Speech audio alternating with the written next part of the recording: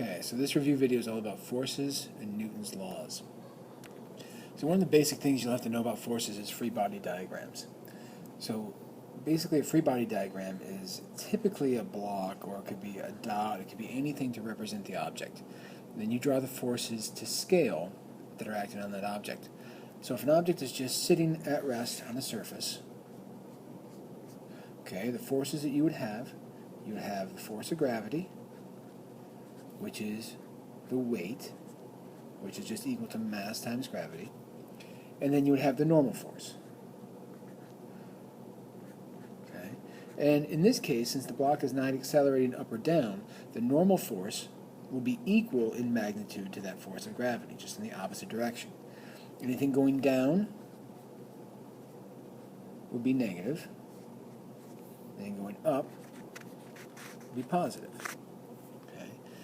Now, let's say that that block is no longer just sitting still. Let's say now that the block has some sort of a force acting on it. Okay? Now it no longer has equilibrium forces. And now it has an unbalanced force. That unbalanced force is going to make this object accelerate. We call that unbalanced force a net force.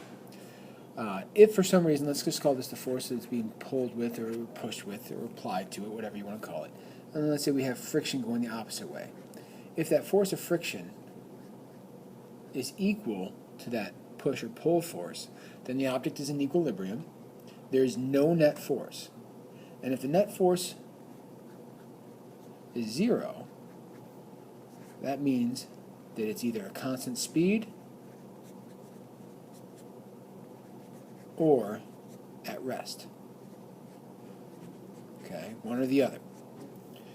So that's kind of one of the clues that you can find in a question maybe. So if it says it's traveling at a constant speed, then you know that all the forces on it are canceling each other out. So the net force would be zero. So whatever force is in one direction, there has to be an equal force in the opposite direction. When we talk about some of the basics of Newton's laws, Newton's second law is F equals ma. Okay?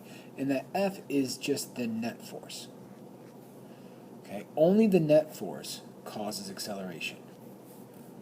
So you can have multiple forces acting on an object. Let's say we've got 10 newtons going this way and 5 newtons going this way. Oh, let's not make that 5. Let's make that 6 newtons going this way. Okay? Now, what's causing the acceleration is the net force. Whatever's left over after those 6 newtons are canceled out of the 10 newtons. So our net force here would just be 4 newtons. So if they tell you that mass has a block, or that block has a mass of 5 kilograms, okay, we could say 4 newtons equals 5 kilograms times the acceleration. We can solve for the acceleration to be 0.8 meters per second squared. So only that net force causes acceleration.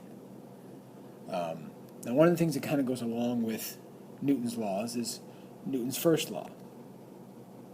Okay, first law is the law of inertia. And inertia only depends on mass.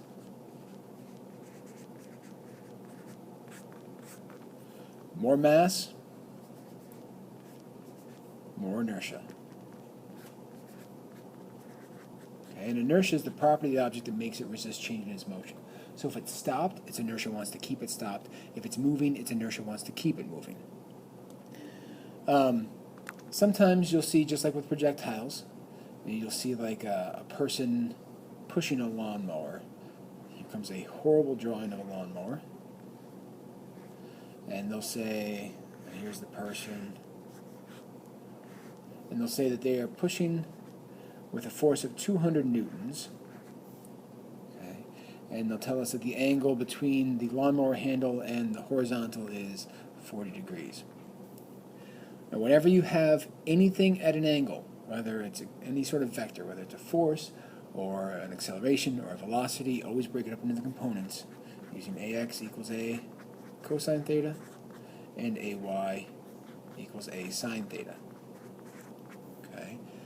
And from there, you can then figure out horizontally what force is acting on it. You can figure out the horizontal acceleration, etc. Okay, so you always have to break up anything at an angle into its basic components. Now we talked a little bit about friction here. Okay, so if we have a force going this way and a force going this way on an object, and it's going at a constant speed, and we know that this force, the force of push, is 50 newtons, and it asks what the force of friction is. Okay, if we know it's going at a constant speed, then we know that that force of friction has to be equal to that force that's going in the opposite direction. So force of friction, the magnitude would still be 50 newtons, but directionally it's going in the opposite direction, so that would have to be negative. So that's just a basic friction question. Now sometimes you'll get a question where you have to use the equation for friction, which is mu times the normal force. Okay? Remember, normal force is anything perpendicular to the surface. Okay? Mu, this is the coefficient of friction. There's two types. There's static, which is not moving.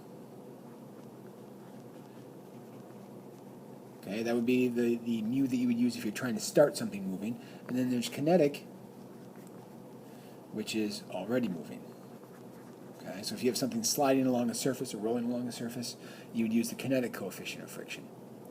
So really, if you look at what force of friction is dealing with, it's mu, which is a property of the two surfaces that are in contact, and the normal force, which if it's on a flat horizontal surface is just opposite to weight.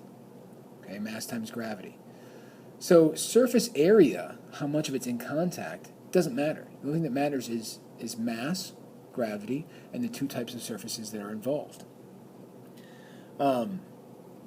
Now the coefficients are on the cover of your reference tables, and it's based on different materials. So if you're reading a question that's asking about a force of friction, and it gives you a couple different materials in the question, your first instinct should be to look at the cover of the reference tables and look and see what that coefficient is.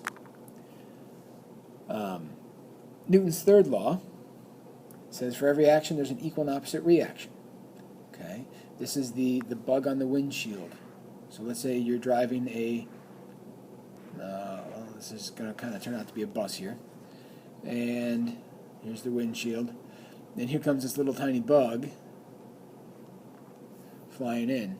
When that bug hits that windshield, okay, the force on the bug equals the force on the windshield. Of course, they're going to react differently to that same force. Okay, it might only be a 2 Newton force, but that 2 newtons might be enough to crush the bug, whereas it's not going to do anything to the windshield. But they still impart an equal force, just in opposite directions.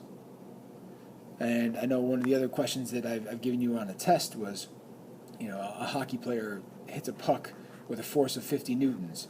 What's the force that the puck applies to the hockey player? Well, it applies an equal force back in the opposite direction to the hockey player. The only difference is that 50 Newton force makes that puck behave differently than that force acting on the hockey player. Okay? So there's always an equal and opposite force, it just makes things react differently. So if a cannon shoots out a cannonball with a force of 200 newtons, it's going to push the cannon back with an equal and opposite force.